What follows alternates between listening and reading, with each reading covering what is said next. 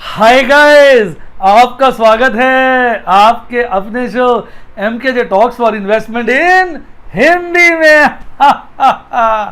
कैसे हैं आप भाई? उम्मीद करता हूं आप बढ़िया चल रहे होंगे। भाई आज जो है छुट्टी है और हम पूरे वीकली एनालिसिस को करते हैं आज की डेट में, और अगले हफ्ते की थोड़ा सा आइडिया लगाने की कोशिश करते हैं कि हफ्ता कैसे बीतेगा। तो मैं आपको बता दूं, जो जिस तरह से कल अंतर्राष्ट्रीय बाजार बंद हुए, तो कहीं ना कहीं दिमाग में ये बात ज़रूर आ रही है कि शायद कल भारी हलचल हो। तो आइए मैं इसके लिए पहले आपको अंतर्राष्ट्रीय बाजारों की क्लोजिंग पे लेके जाता हूँ। भाई अगर हम शुक्रवार की बात करें अमेरिकी बाजारों की, आपको इंडियन बाजारों को तो पता ही है।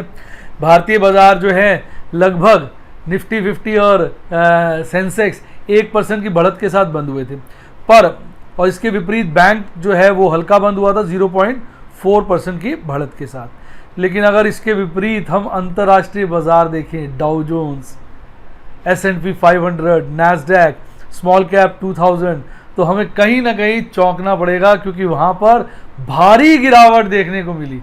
साहब डाउ जोन्स लगभग 3.5% डाउन था, नहीं 2.25%। S&P 500 2.5% के आसपास डाउन था, नैस्डैक 2.5% से ज़्यादा डाउन था, और स्मॉल कैप 2000 लगभग 2% की मंदी के साथ बंद हुआ। टोरंटो की बात करें, वो 1.5% से ज़्यादा मंदा बंद हुआ। बोस्पा 2.25% के आसपास बंद हुआ। और अगर हम यूरोपियन बाज़ारों की बात करें तो वहाँ भी कोई अच्छा सीन नहीं था। लगभग सारे बाज़ार लालियाली में बंद हुए, केवल लंदन और मॉस्को छोड़ दीजिए। मॉस्को लगभग फ्लैट था, जस्ट 0.04% की हरियाली में बंद हुआ। FTSE 500 जो है लंदन का है, उसमें तेजी देखने को मिली 0.27% की। इसके अलावा कोई भी बाजार देख लीजिए, सब जगह गिरावट। जर्मनी यानी डैक्स 0.73% गिरा, मद्रिद IBEX 35 1.26% गिरा, मिलन FTSE MIB 0.57% गिरा, स्विट्जरलैंड SMI 0.47% गिरा, और ओमेक्स S30 स्टॉकहोम 0.20% गिरा। तो अगर हम गिरावट देखें अंतर्राष्ट्रीय बाजारों की फ्राइडे की, क्योंकि होता क्या है कि भारतीय बाजार पहले बंद हो जाते हैं, बाकी बाजार बाद में बंद हो जाते हैं, तो उसमें देखा जाए तो बहुत भारी गिरावट देखने को मिली। स्पेशली हम बात करें अमेरिकी बाजारों की, तो इसका असर हमें कल देखने को मिल सकता है। कल भारतीय बाजारों में एक अच्छी गिरावट देखने को मिल सकती है। अगर मैं SGX निफ्टी 50 की बात करूं, तो आपको बताऊं कि हमारे भारतीय बाजार में निफ्टी 50 बंद हुआ था 10,383 पे, और लास्ट क्लोजिंग जो देखने को मिली निफ्टी 50 SGX फ्यूचर्स की, तो वो थी 10,318 पर। यानी कहीं ना कहीं ये जो है उससे मंदे रेटों पे बंद हुआ है, और लगभग जो है देखा जाए अभी खुला हुआ है शायद ये 80 पॉइंट नीचे में बंद हुआ है। तो कहीं ना कहीं अंतर्राष्ट्रीय बाजारों की बात करें तो वहां पर ऐसा माहौल जो लग रहा है वो गिरावट से भरपूर लग रहा है, और हो सकता है कल भारतीय बाजारों में इसका असर हमको और आपको देखने को मिले। अब बात करते हैं हम अपने वीकली एनालिसिस की। अगर हम वीकली एनालिसिस की बात करें तो हमें देखने को मिलता है कि भाई जो निफ्टी 50 पूरे हफ्ते का अगर आप चार्ट देखें, आपके सामने आ गया है, तो आप देखेंगे निफ्टी 50 जो है स्टार्टिंग में लगभग 10,300 से चालू हुआ था, और बीच में बढ़ता 10,500 के लेवल को डिसिसिवली काटा, 10,600 के नज़दीक पहुंचा, और उसके बाद जो इसने क्लोजिंग दिखाई वो 10,400 के आसपास दिखाई। यानी 10,300 से शुरुआत थी और 10,400 पे आके रुक गया, यानी और बीच में काफ़ी ऊपर चला गया, और नीचे में 10,200 भी गया। तो ओवरऑल अगर हम इसकी रेंज को बांधने की कोशिश करें तो 400 पॉइंट की रेंज निकल के आती है, नीचे में 10,200, ऊपर में 10,600। तो कहीं ना कहीं निफ्टी जो है रेंज बाउंड होके चल रहा है, पोजीशनें कटवा रहा है, और पिछला हफ्ता तो आपको पता है वैसे भी एक्सपायरी का था। अब अगर हम वीकली कैंडलस्टिक चार्ट देखें तो उसमें जो पिछले हफ्ते की कैंडल बनी है वो इनडिसिसिव टाइप बनी है। आप देखिए इसकी बॉडी बीच में छोटी है, ऊपर की विक नीचे की विक बॉडी से ज्यादा लंबी है। अगर बॉडी और छोटी हो जाती तो हम इसको कहते हैं डोजी। जब बिल्कुल बारीक लाइन जैसी बॉडी हो या लाइन ही हो तो हम उसको डोजी कहते हैं। यहाँ बिल्कुल लाइन तो नहीं है, हल्की सी बॉडी है, इसलिए वैसे कई लोग इसको भी डोजी कह देते हैं, इंडिसिसिव डोजी, अदरवाइज बाजार इंडिसिसिव था। यानी कहने का मतलब बेयर्स नीचे लेके गए, टिक नहीं पाए, ऊपर चला गया बाजार, बुल्स ऊपर लेके गए, टिका नहीं पाए, बेयर्स नीचे ले आए। और बाजार जो है हल्की सी तेजी के बाद, यानी पिछले हफ्ते की क्लोजिंग जैसे मैंने बताया वो 10,200 की थी और अब जो है 10,300, लगभग हल्की सी बढ़त के साथ बाजार जो है बंद होता हुआ नजर आया। तो ये था 10,300 और 10,400, 10,200 बोल गया, 10,300 10,400 के लपेटे में बाजार ने मूव किया। पूरे हफ्ते के अंदर 100 पॉइंट का गेन दिखाया, जो कि चार्ट में हरे रंग की कैंडल से दिखाई दे रहा है। वीक ऊपर की भी बता रही है, बाजार बीच में ऊपर अच्छा खासा गया था, नीचे की भी बता रही बाजार नीचे भी खासा गया था, पर दोनों जगह टिक नहीं पाया। तो बेयर्स और बुल्स के बीच में कुछ एक प्रकार का टाई हो गया एक प्रकार का टाई हो गया। अगर आप कैंडल्स की डायरेक्शन देखें तो कहीं ना कहीं कैंडल्स अभी भी ऊपर की डायरेक्शन बना रही है, अपने जो बोलिंजर चार्ट की मीडियन लाइन है उससे ऊपर है, और कहीं ना कहीं कोशिश कर रही है कि ऊपर वाले बैंड को टच कर लें। अगर आप 50 वीक का ईएमए देखेंगे तो वो है 10,928 का, वहां पर बाजार उसको पर्पल गुलाबी सी पिंक रंग की लाइन से दिख रहा है, बाजार उसको क्रॉस करने की कोशिश कर रहा है, देखते हैं क्रॉस कर भी पाता है या नहीं। अब अगर हम बात करें एमएसीडी चार्ट पे, तो एमएसीडी चार्ट पे तो सर लगातार जो आपका हिस्टोग्राम्स हैं वो मजबूती दिखा रहे हैं।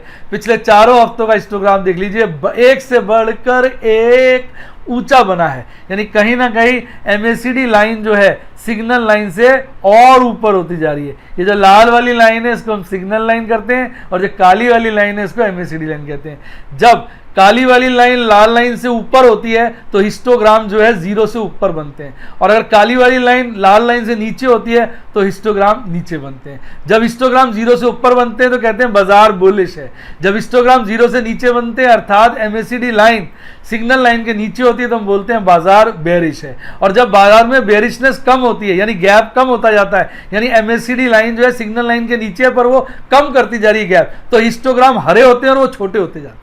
तो मैं सारा लॉजिक बता रहा हूं, कई लोगों को लॉजिक नहीं पता होता। और अगर लाइन यानी अगर एमएसीडी लाइन सिग्नल लाइन के नीचे और गैप कम हो रहा है तो हिस्टोग्राम हरा होगा, गैप बढ़ रहा है तो लाल होगा। और अगर एमएसीडी लाइन सिग्नल लाइन के ऊपर है, काली वाली लाइन लाइन के ऊपर है, और अगर गैप बढ़े तो बार हरा होगा और गैप घटे तो बार लाल होगा। हरे और लाल का मतलब हरा रंग का बार दिखाता है कि बाजार बुलिशनेस की तरफ बढ़ रहा है या बुलिश हो रहा है, यानी बुलिशनेस की पकड़ जाता है, और लाल रंग का बार बताता है बेरिशनेस की पकड़ जाता है। अब मुझे लगता है आपको सारा एमएसीडी चार्ट अच्छे से बढ़िया से समझ आ गया होगा। तो कहीं ना कहीं एमएसीडी चार्ट पे तो लगातार जो है हिस्टोग्राम हरे और बड़े बन रहे हैं, जो एक साफ एक तरह का हमें निष्कर्ष दे रहे हैं कि बाजार में वीकली चार्ट पे तेजी है।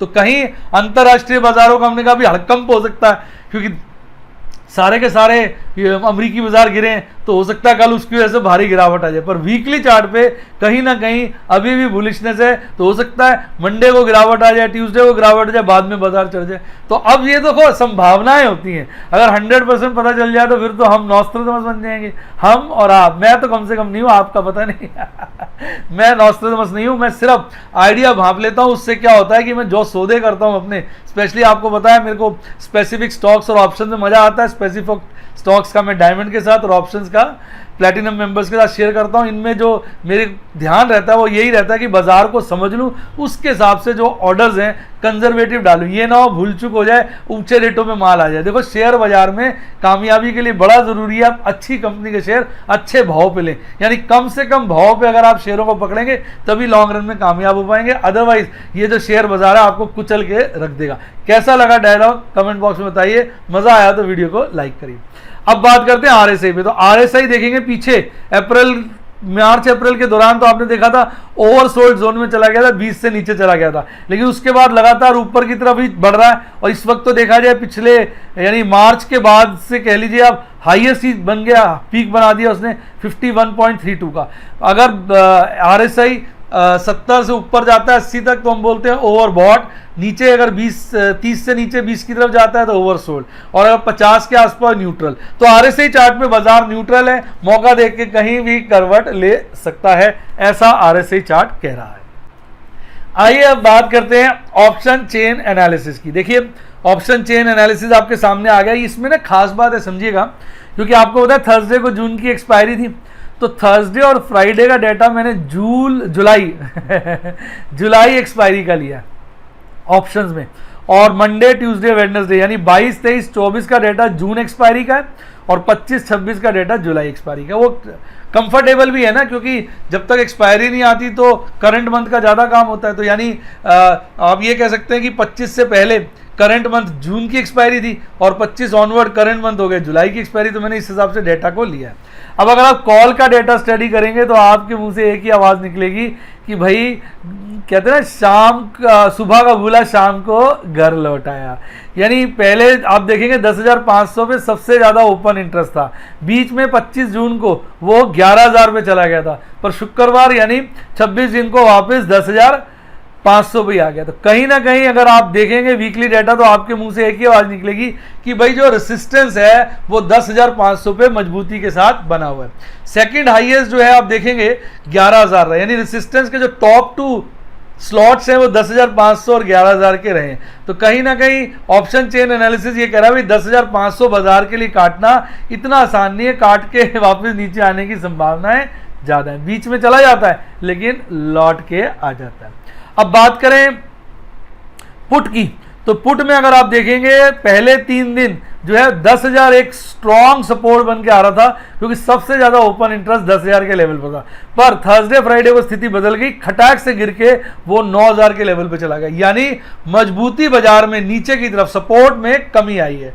तो अब ये आप कहेंगे कि बाजार की रेंज लेटली जो बन रही है वो 9,000 से 10,500 की बन रही है। रेंज बड़े होने का मतलब यही होता है कि आने वाले पीरियड में आप एक बड़ी सी फ्लक्चुएशन को देख सकते हैं, यानी कहीं ना कहीं बड़ी फ्लक्चुएशन हो सकती है। इस चीज को अब आने वाले हफ्ते में ही पता चलेगा फ्लक्चुएशन कैसी रहती है।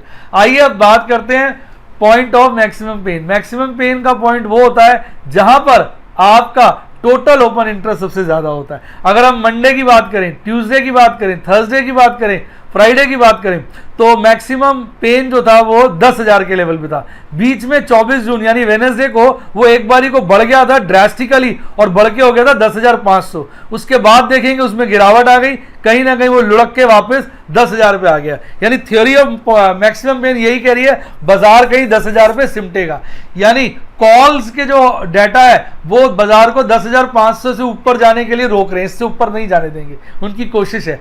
पुट का डाटा 9,000 से नीचे नहीं गिरने देगा। और इन दोनों को मिक्स करके जब हम थ्योरी ऑफ मैक्सिमम पेन पे जाते हैं तो वो कहता है बाजार जो है कहीं ना कहीं 10,000 के आसपास सिमटेगा। पूरा हफ्ता लगभग 10,000 के आसपास ही उसने अपना रुझान बनाए रखा। अब अगर हम जो वीकली बेसिस पे डिस्कस करते हैं पुट कॉल रेशियो का डाटा, तो आइए उसको भी देख लेते हैं। अगर पुट कॉल रेशियो देखेंगे तो 22 को था 0.82, मैं इंडेक्स लेवल पे बता रहा हूं, तो 23 को बढ़ा 0.88, 24 को बढ़ा 0.95, 25 को गिरावट देखने को मिली और 26 को वापस बढ़ा।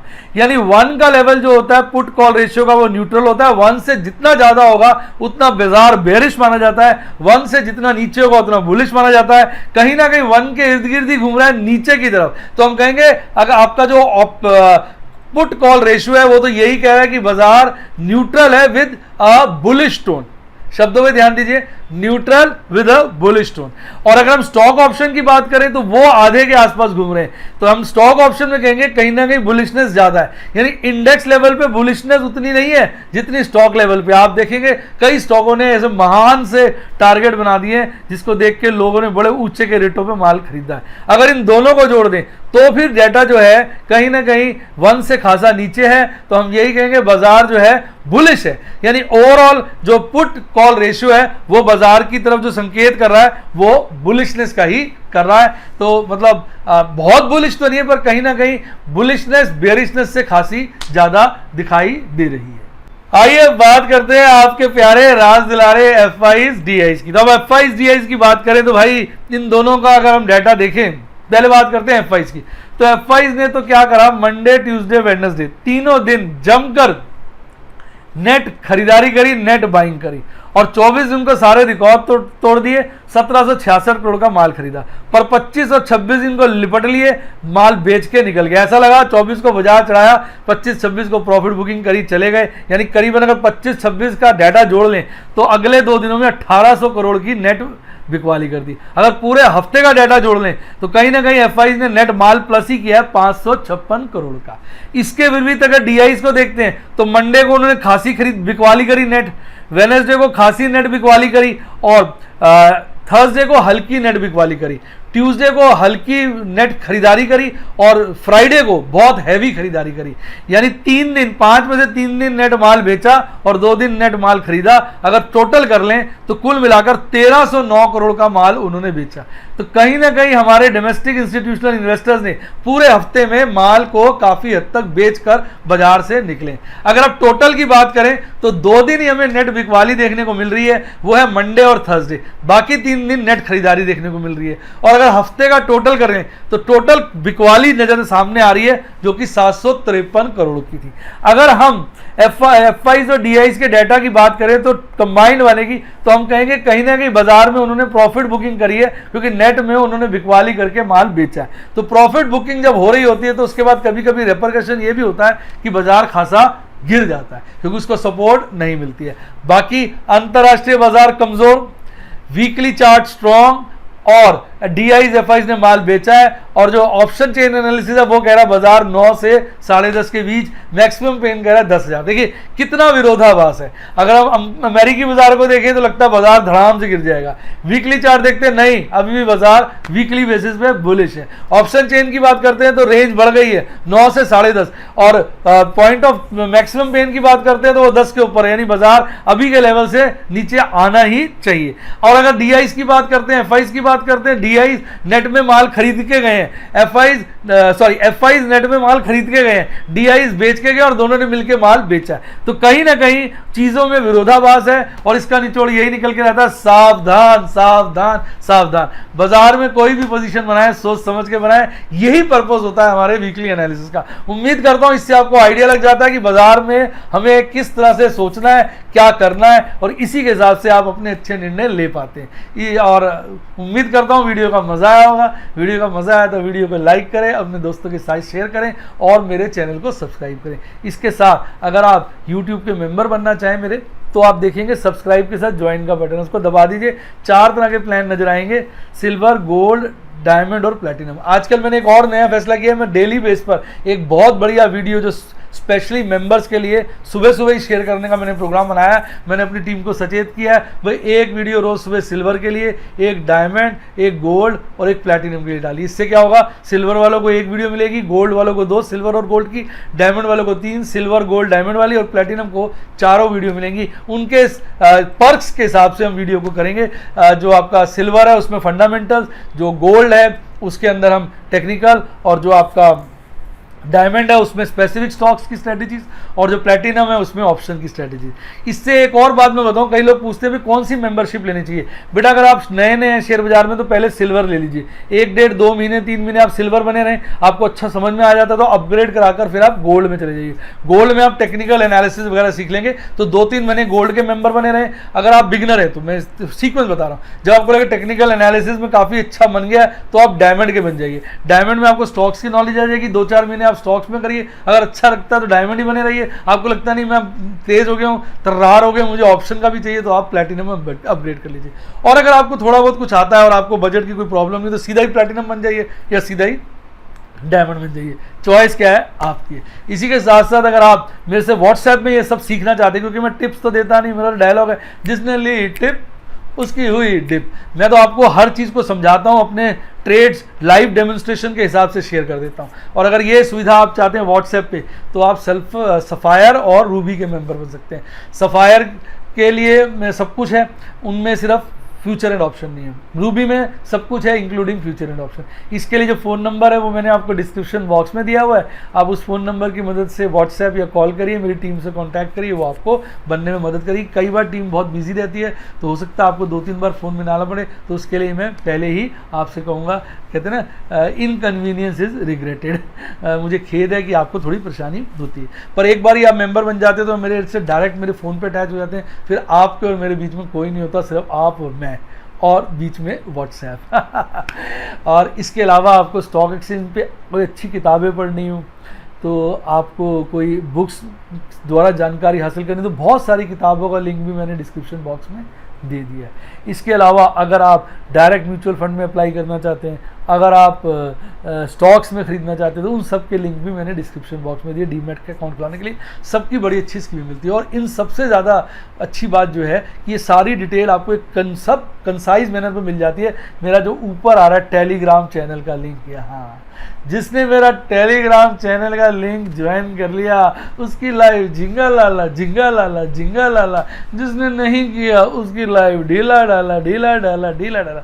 आपको बता दूं आजकल टेलीग्राम चैनल पे मैंने नॉन स्टॉप न्यूज़ कर दी, जहां कोई अच्छी न्यूज़ बनती है खड़ाक से शेयर कर देता हूँ, ताकि आप सारा दिन न्यूज़ के साथ अटैच रहें। कई बार लोग कहते हैं कि सर उसमें काफ़ी मैसेजेस आते हैं, तो आप उसको म्यूट कर दीजिए ना। जब फ्री हो गए मेरे टेलीग्राम पे, देखा क्या क्या नोटिफिकेशन है, उससे क्या है शेयर बाजार में आप अपडेटेड रहेंगे। अगर आपको शेयर बाजार में अपडेटेड रहना है, अगर आप चाहते हैं शेयर बाजार की कोई खास न्यूज़ आपसे मिस ना हो, तो आपको ये टेलीग्राम चैनल जरूर ज्वाइन करना चाहिए। इसी के साथ साथ bye bye, god bless you, happy investing, और आप स्टॉक मार्केट में बहुत बहुत राइज करें। Bye bye.